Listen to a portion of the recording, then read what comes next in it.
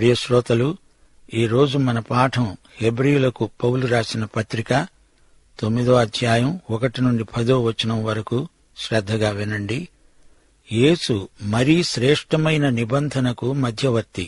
మొదటి వచనం. మొదటి నిబంధనకైతే సేవా నియమములు, ఈ లోక సంబంధమైన పరిశుద్ధ స్థలము ఉండేవి. అది మోషే కాలపు వ్యవస్థ. అది ఈ లోకానికి, ఇహలోకానికి చెందిన ఏర్పాటు. ఐహికమైనది, భౌతికమైనది. పరలోకానికి చెందినది కొత్త నిబంధన వ్యవస్థ. 2 నుండి 5వ వచనం వరకు. ఎలాగంటే, ఇక్కడిది చూడండి. మొదట ఒక గుడారము ఏర్పరచబడింది. అందులో దీపస్తంభం, బల్ల, దానిమీద ఉంచబడిన రొట్టెలు ఉన్నాయి. దానికి పరిశుద్ధ స్థలమని పేరు. రెండో తెరకు ఆవల అతి పరిశుద్ధ స్థలమనే గుడారం ఉంది.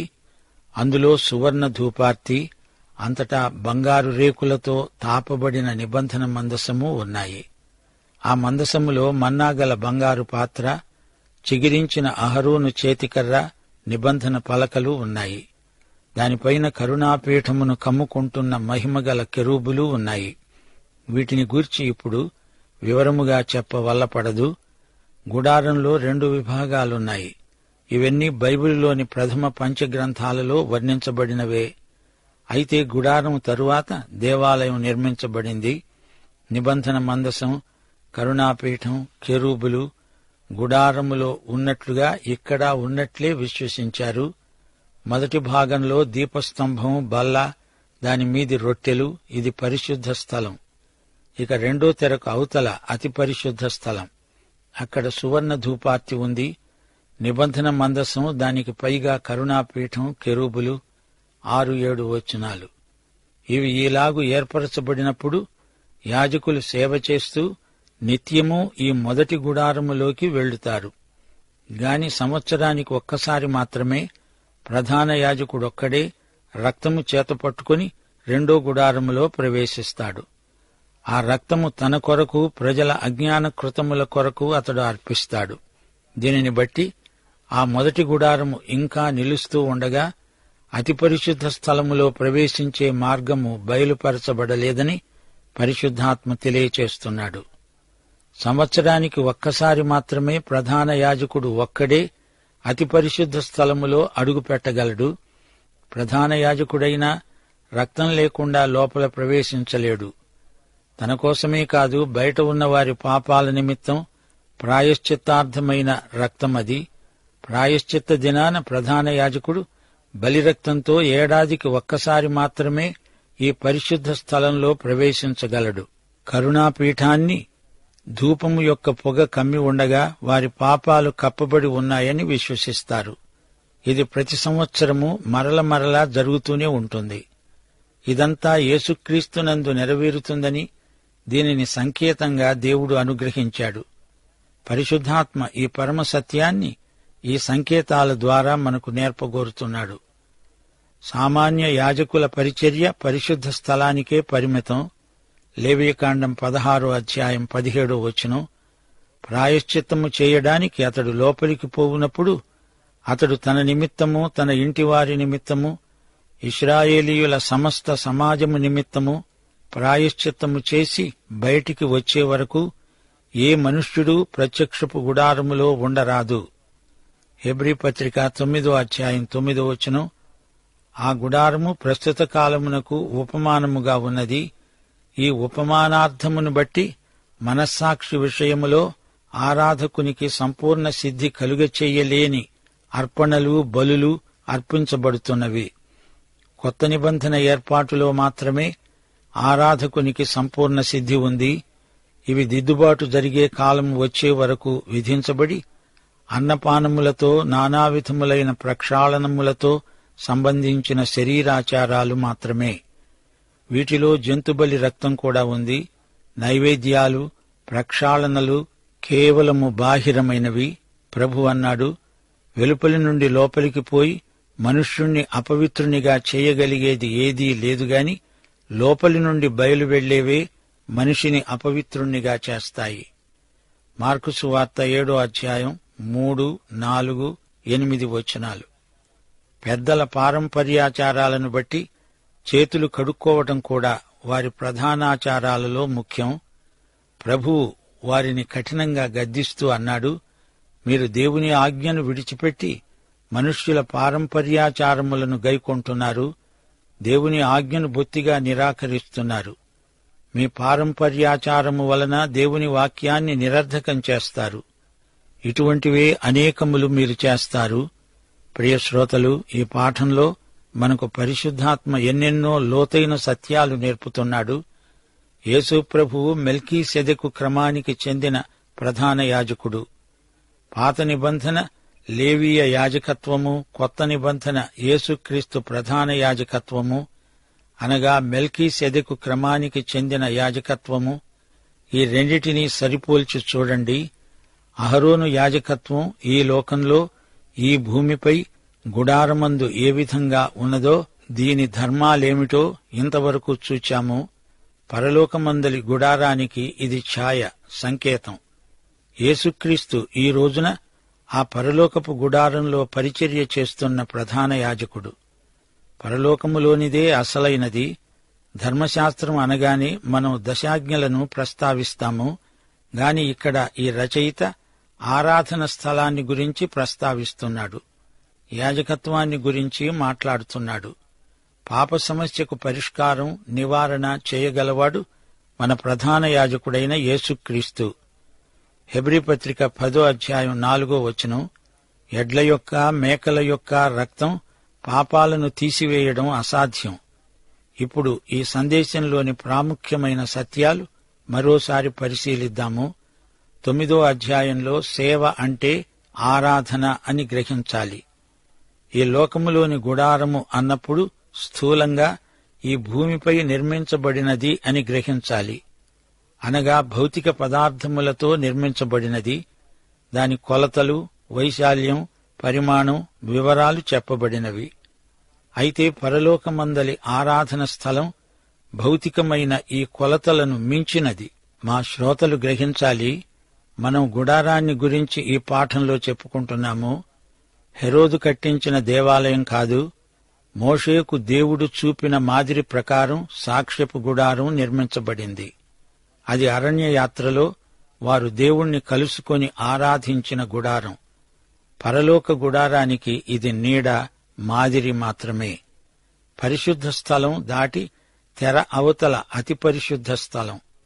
అతి పరిశుద్ధ స్థలంలోని 2 వస్తువులు, 1 మందసం పెట్టె, 2 దానిపైన కరుణాపీఠం. కరుణాపీఠానికి పైగా 2 కెరూబులు. కరుణాపీఠం మీదనే బలిరక్తం ప్రోక్షించబడుతుంది. రక్తము చిందించకుండా పాపక్షమాపణ కలగదు. సువర్ణ ధూపార్తి, సువర్ణ ధూపవేదిక అతి పరిశుద్ధ స్థలంలో ఉండడం విశేషం. తెర యేసుక్రీస్తు మానవత్వానికి సంకేతం. యేసు ప్రభువు శిలువ మీద చనిపోయినప్పుడు తెర నడిమికి చినిగింది. చిరిగిపోయిన తెర తొలగించబడింది. తెర లేదు గనుక ఎవరైనా నేరుగా లోపలికి రాగలరు. ఇంతకు ఈ సువర్ణ ధూపార్తి, ధూపవేదిక సంగతేమిటి? అది అతి పరిశుద్ధ స్థలంలోకి తేబడింది. అహరోను ప్రాయశ్చిత్త దినాన రక్తంతో కరుణాపీఠాన్ని సమీపించేవాడు. అతడు ధూపార్తితో వెళ్లేవాడు, ధూపం వేసేవాడు. అతడు అతి పరిశుద్ధ స్థలంలో ప్రవేశించేవాడు. ధూపం వేయడానికి లోపలికి వచ్చినప్పుడు ధూపార్తి అతని చేతిలో ఉంటుంది. తిరిగి తాను బయటికి వచ్చినప్పుడు ధూపార్తిని కూడా తెచ్చేవాడు. ఈ విధంగా ఏటేటా జరుగుతూ ఉండేది. అయితే ఇప్పుడు మన కోసం నిరంతరము విజ్ఞాపన చేసే ప్రధాన యాజకుడు పరలోకంలో ఉన్నాడు గనుక మన ప్రార్థన ధూపవేదిక పరలోకంలో ఉంది. రోమాపత్రిక 5వ అధ్యాయం 1-2 వచనాలలో పౌలు ఇదే మాట అన్నాడు. విశ్వాసమూలమున మనము నీతిమంతులముగా తీర్చబడి మన ప్రభు అయిన యేసుక్రీస్తు ద్వారా దేవునితో సమాధానము కలిగి ఉందాము. ఆయన ద్వారా మనము విశ్వాసము వలన ఈ కృపయందు ప్రవేశము గలవారమై అందులో నిలిచి ఉండి దేవుని మహిమను గూర్చిన నిరీక్షణను బట్టి అతిశయపడుతున్నాము. మందసములో ఉన్న వస్తువులేవి? మన్నా ఉంచబడిన బంగారు పాత్ర. అది ప్రస్తుతము క్రీస్తు పరిచర్యనే సూచిస్తున్నది. తన వారికి ఆయన తృప్తిదీర భోజనం పెడతాడు. యేసే మన ఆధ్యాత్మిక మన్నా. ఆయనే జీవాహారం. తరువాత చిగిర్చిన అహరోను చేతికర్ర. ఈ కర్ర యేసుక్రీస్తు యొక్క మరణ పునరుత్థానాలను చూపుతుంది. ఎండిపోయిన కర్ర చిగిర్చింది అంటే యేసు ప్రభు చనిపోయి తిరిగి లేచినట్లే. ఇక సముఖపు రొట్టెల బల్లను చూడండి. యేసు ప్రభువు ధర్మశాస్త్రమంతటిని పూర్తిగా నెరవేర్చాడనడానికి ఈ రొట్టెల బల్ల సంకేతం. యేసుక్రీస్తు యాజకత్వాన్ని, ఆధ్యాత్మిక ఆరాధన మర్మాన్ని చూపటానికి ఈ వస్తువులు చాలు. ఈ యాజకులు మొదటి గుడారంలోకి మాత్రమే వెడతారు. అలా మరల వెళుతూనే ఉంటారు. ఆ పనికి ముగింపు ఇక్కడ లేదు. దానికి సంపూర్ణ సిద్ధి ఇక్కడ లభించదు. ఒకసారి వెళ్లితే చాలదు. యేసుక్రీస్తు ఒక్కసారే సంపూర్ణంగా తనను తానే బలిగా అర్పించుకున్నాడు.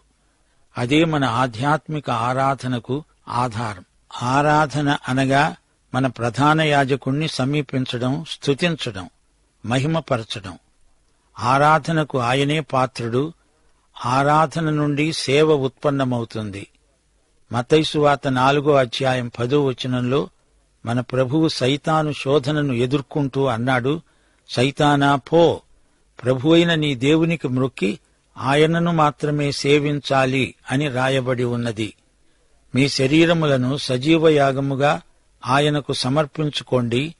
ఈ సేవ మీకు యుక్తమైనది, దేవునికి అనుకూలమైనది. పాత వ్యవస్థలోని గుడారం ప్రజలను దేవుని వద్దకు తీసుకుని రాలేకపోయింది. ప్రధాన యాజకుడు ఒక్కడే అతి పరిశుద్ధ స్థలంలోకి వెళ్లేవాడు. పశ్చాత్తాప దినం, ఆ రోజు కార్యక్రమం ఎలాంటిదో ప్రతి యూదుడికి తెలుసు. యోం కిప్పూర్ అనేది ప్రాయశ్చిత్త దినం. యూదజాతికి అది ప్రత్యేక మహాదినం. ఆ రోజున జాతి అంతటికీ ప్రతినిధిగా ప్రధాన యాజకుడు దేవుని సన్నిధిలో ప్రవేశించి విజ్ఞాపన చేస్తాడు. అయితే మన ప్రధాన యాజకుడైన యేసుక్రీస్తు నిత్యత్వంలో మన కోసం విజ్ఞాపన చేస్తున్నాడు. దేవునికి స్తోత్రం. ఆయన వెళ్ళాడు, అక్కడే ఉన్నాడు. మనము ఈ లోకములో ఉన్నంత వరకు ఆయన పరలోకంలో మన ప్రధాన యాజకుడు. ఈసారి వచ్చాడంటే తన వారితో కలిసి వస్తాడు.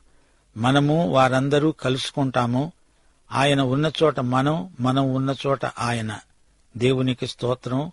మనమే ఆయన శరీరం అంటే ఏమిటో అప్పుడు బోధపడుతుంది. సోదరీ సోదరులారా, యేసు ప్రభు సన్నిధి మనతో ఎల్లప్పుడూ ఉంటుంది. ఆయనను మనం ప్రతిరోజు స్తుతించాలి, ఆరాధించాలి, ఆయనను మహిమపరచాలి. ఆయనను ఎక్కడైనా ఎప్పుడైనా ఆరాధించవచ్చు. అయితే సంఘంగా ఆయనను మహిమపరిచేటందుకు సామూహికంగా ఆరాధిస్తాము. విశ్వాసి యొక్క ఆధ్యాత్మిక ప్రోత్సాహానికి, పెరుగుదలకు తరచుగా సామూహిక ఆరాధనలో పాల్గొంటూ ఉండాలి.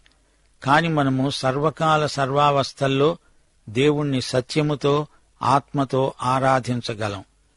ఆయన నామమును ఘనపరుస్తూ, ఆయనను మహిమపరుస్తూ ఆయనను ఆరాధిస్తాము. ఈ రోజున, ఈ క్షణంలో మన ప్రధాన యాజకుడు మనలో ప్రతి ఒక్కరి పక్షాన విజ్ఞాపన చేస్తున్నాడు. పూర్వకాలంలో ప్రధాన యాజకుడు లోపలికి వెళ్లి మళ్లీ బయటికి రావాలి. జనం బయట కనిపెట్టి చూస్తుంటారు. ఎంతసేపటికి రాడనుకోండి, చనిపోయి ఉంటాడని చెప్పి అతని కాలికి కట్టి ఉన్న గొలుసుతో అతణ్ణి లాగేస్తారు. కొత్త యాజకుణ్ణి నియమిస్తారు. అది పాత యాజక వ్యవస్థ. నిజమైన పరిశుద్ధ స్థలమును పోలి హస్తకృతమైన పరిశుద్ధ స్థలములో క్రీస్తు ప్రవేశింపలేదుగాని ఇప్పుడు మన కొరకు దేవుని సముఖమందు కనపడడానికి పరలోకమందే ప్రవేశించాడు. దేవునికి స్తోత్రం. మోషే దేవుని ముఖమును చూడాలని కోరాడు. కాని ఎవరూ దేవుణ్ణి అలా చూచి బ్రతకలేదు. అయితే మనం యేసుక్రీస్తు దగ్గరికి, ఆయన ద్వారా పరలోకానికి నిరభ్యంతరంగా వెళ్లగలం. ఆరాధనకు భౌతికమైన వస్తువులు ఏమాత్రమూ సహాయపడవు సరిగదా, ఆటంకమవుతాయి. దేవునికి ప్రత్యామ్నాయంగా భౌతికమైన ఏ పదార్థాన్ని ఆరాధించకూడదు. యోహాను సువార్త 4:23 యేసు ప్రభువు సమరయ స్త్రీతో స్పష్టంగా చెప్పాడు, యథార్థముగా ఆరాధించేవారు ఆత్మతో సత్యముతో తండ్రిని ఆరాధించే కాలం వచ్చింది. తనను ఆరాధించేవారు అట్టివారై ఉండాలని తండ్రి కోరుతున్నాడు.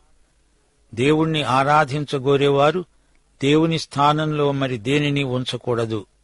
సోదరీ సోదరులారా, ప్రియశ్రోతలారా, రండి, యేసు సన్నిధిలోని పరిమళాన్ని తనివిదీర ఆఘ్రాణించండి. మన ముక్కులతో కాదు, ఆత్మతో వాసన చూచి పరవశించండి. ఆయన సన్నిధి మాధుర్యాన్ని రుచి చూడండి. ఆయన వాక్యపు వెలుగులో నడవండి, యథార్థంగా జీవించండి. మన ప్రధాన యాజకుడున్నది భౌతికమైన దృశ్యమానమైన దేవాలయంలో కాదు, పరలోకంలో మన కోసం మన పక్షాన విజ్ఞాపన చేస్తున్నాడు. ఈ రోజున క్రీస్తును ఆరాధించి ఆత్మానందం చెందుతున్నాము. మొదటి గుడారం ఉన్నప్పుడు కాదు, అది పోయినప్పుడు పరిశుద్ధాత్మ ఈ కొత్త మార్గాన్ని మనకు బయలుపరిచాడు. మనస్సాక్షి విషయంలో ఆరాధకునికి శరీరాచారాలు సంపూర్ణ సిద్ధి కలుగచేయనేరవు. దిద్దుబాటు కాలం వచ్చేసరికి పరిశుద్ధాత్మ సర్వసత్యం దిశగా ప్రజలను నడిపించాడు. ఆరాధనలో సంపూర్ణ సిద్ధి క్రీస్తునందే ప్రాప్తిస్తుంది. పాత వ్యవస్థలో దేవుని వద్దకు వెళ్లాలంటే మొదట బయట ఇత్తడి బలిపీఠముపై బలి అర్పించాలి. అప్పుడు యాజకుడు ఆ బలిరక్తం తీసుకుని తానే లోపలికి వెళ్తాడు. అతడు అతి పరిశుద్ధ స్థలంలోకి వెళ్లలేడు. ప్రధాన యాజకుడు మాత్రమే నిర్ణీత సమయంలో ఏడాదికొకసారి వెళ్లగలడు. ఇప్పుడైతే యేసుక్రీస్తు అన్ని కాలాలకు మనకు అందుబాటులో ఉన్నాడు. క్రీస్తు మాత్రమే మనల్ని దేవుని వద్దకు తీసుకువెళ్లగలడు. యోహాను సువార్త 14:6 ప్రభువు చెప్పాడు, నా ద్వారానే తప్ప ఎవడూ తండ్రి వద్దకు రాలేడు. అదే సత్యారాధన, అదే ఆత్మారాధన. సిలువ వేయబడిన క్రీస్తు ద్వారా దేవుని వద్దకు వస్తాము. మహిమలోని క్రీస్తే మన ఆరాధన. పౌలన్నాడు, మద్యముతో మత్తులై ఉండకండి, అందులో దుర్వ్యాపారముంది. ఆత్మపూర్ణులై ఉండండి. ఒకరినొకడు కీర్తనలతో సంగీతములతో ఆత్మ సంబంధమైన పాటలతో హెచ్చరిస్తూ మీ హృదయాలలో ప్రభువును గూర్చి పాడుతూ కీర్తించండి. అది ఆరాధన అంటే. పాఠం ఇంతటితో సమాప్తం. ముగింపులో ప్రార్థన చేసుకుందాము. పరిశుద్ధుడవైన మా పరమతండ్రి, నీకు మా హృదయపూర్వకమైన కృతజ్ఞతాస్తుతులు. హెబ్రీ పత్రికలో అనేకమైన గూఢమైన సత్యాలు మీరు మాకు బోధిస్తున్నారు. పరిశుద్ధాత్మ వీటినన్నిటినీ మాకు అర్థమయ్యే రీతిగా మమ్ములను సర్వసత్యములోకి నడిపిస్తూ ఉన్నాడు. ఈ సత్యాలను మేము గ్రహించి వాటిని మా జీవితాలకు అన్వయించుకొని మేలు పొందినట్లు మీ కృప మాకు సమృద్ధిగా దయచేయండి. ఈ రోజున మేము నేర్చుకున్న అద్భుతమైన సత్యాలలో యేసుక్రీస్తు యొక్క యాజకత్వం చాలా ముఖ్యమైనది. ఆయన మాకు యాజకుడు, ప్రధాన యాజకుడు, మా కష్టనిష్ఠురములన్నీ ఎరిగినవాడు, మాతో సహానుభవము గలవాడు. అట్టి గొప్ప ప్రధాన యాజకుడు పరలోకములో మా పక్షాన ఉన్నందుకు మీకెంతో కృతజ్ఞులం. ఈ సమయమందు ప్రియతండ్రి, ఆయన ఈ లోకానికి వచ్చినప్పుడు నీకు ప్రతినిధిగా వచ్చాడు. ఇప్పుడు ఆయన మా వద్ద నుండి మీ వద్దకు వచ్చినప్పుడు మాకు ప్రతినిధిగా ఉన్నాడు. ఆయన మాకు ఉత్తరవాది. ఆయన మమ్ములను గురించి మీ సన్నిధిలో నివేదిస్తున్నాడు. అంతేకాదు, అపవాది మా మీద నిందలు మోపినప్పుడు అపవాది యొక్క వాదనలను ఆయన ఎదుర్కొని వాటికి జవాబు చెప్పడానికి, మా పక్షమున వాదించడానికి మీరు మాకు అనుగ్రహించిన ఈ గొప్ప ప్రధాన యాజకుని కొరకై మీకు కృతజ్ఞతాస్తుతులు. ఈరోజు పాఠం కొరకు మరి ఒకసారి మీకు కృతజ్ఞతలు. మమ్మలను బలపరచండి. వాక్యాహారముతో మమ్మలను తృప్తిపరుస్తున్నందుకు మీకు వందనాలు. ఈ రోజున ఈ పాఠం ద్వారా మీరు మాకు అనుగ్రహించిన ఈ గొప్ప జ్ఞానం, ఈ వెలుగు, మేము తిరిగి అనేకులకు దీనిని పంచడానికి మమ్మలను బలపరుచున్నట్లు మీ కృప దయచేయమని, నేటి వాక్యాశీర్వాదములతో మమ్మలను నింపుమని యేసుక్రీస్తు వారి దివ్యనామమున ప్రార్థన చేస్తున్నాము తండ్రి. ఆమేన్.